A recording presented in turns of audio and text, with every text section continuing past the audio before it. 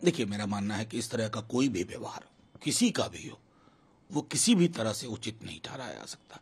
लेकिन मैंने अभी देखा सोशल मीडिया पे उन्होंने रिग्रेट एक्सप्रेस किया और कहा कि गलती हुई। तो मैं समझता हूं कि ये एक उदाहरण भी होना चाहिए सबके लिए कि हमें ये समझ हो कि हम एक लोकतांत्रिक समाज में लोकतांत्रिक संवेदनाओं के साथ वैसा ही व्यवहार रखें। केजरीवाल साहब ने कहा है कि उनकी पार्टी और पार्टी नेताओं के खिलाफ जितने भी जांच चल रहे हैं सब बेईमानी है, बेकार है, बेवजह है। लेकिन कांग्रेस लगातार सवाल उठाती है, पंजाब में जो वो कर रहे हैं उसको वो कानून के मुताबिक काम बताते हैं। देखिए, मेरा सीधे तौर पे कहना है कि कांग्रेस के लोगों ने भी कहा कि संजय जी की गिरफ्तारी के बाद स्ट्रांगली कि वो गिरफ्तारी भी गलत है और सुखपाल खैरा जी की भी गिरफ्तारी गलत है। ये कुछ ऐसी चीजें हैं जिसमें थोड़ी बहुत विसंगति दिखती है, लेकिन ये रिजॉल्व कर लिया जाएगा। हमारा मानना है कि सिर्फ आम आदमी पार्टी नहीं, देश के हर विपक्ष के दल विपक्ष की मुखर आवाजों को दबाने की कोशिश हो रही है, राजनीतिक उपकरण के तहत उन पर दबिश बनाने की कोशिश हो रही है। और ये राजनीति जिसका अब ये स्वरूप हो गया है, इसको भुगतने के लिए बीजेपी को भी तैयार रहना होगा। आने वाले दिनों में अगर सत्ता परिवर्तन होता है, हमें तब भी बुरा लगेगा, क्योंकि वेंडेटा की कोई जगह नहीं होनी चाहिए हमारे लोकतांत्रिक समाज में।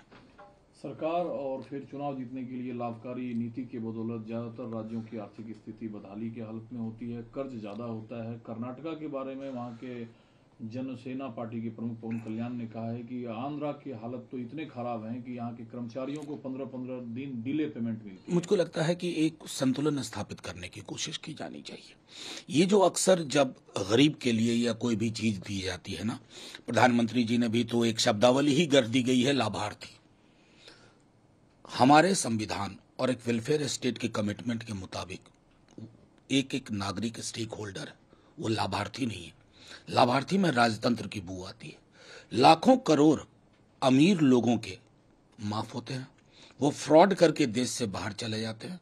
कोई नहीं करता है कि अर्थव्यवस्था में उससे कितना असंतुलन पैदा हुआ। लेकिन हाँ, गरीब के लिए कोई नीतियां तय करें तो कहने वाले आ जाते हैं, करे रे ये नवउदारवादी चोंचले हैं।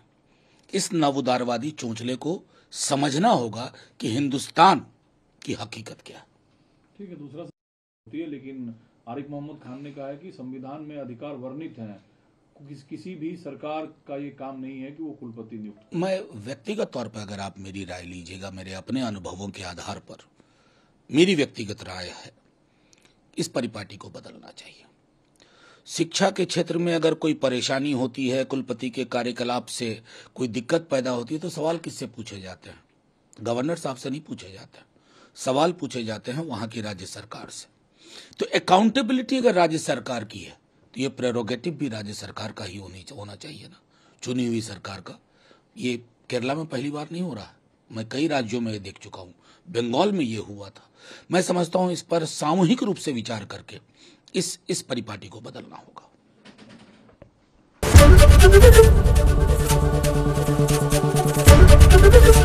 एबीपी गंगा, खबर आपकी, जुबान आपकी।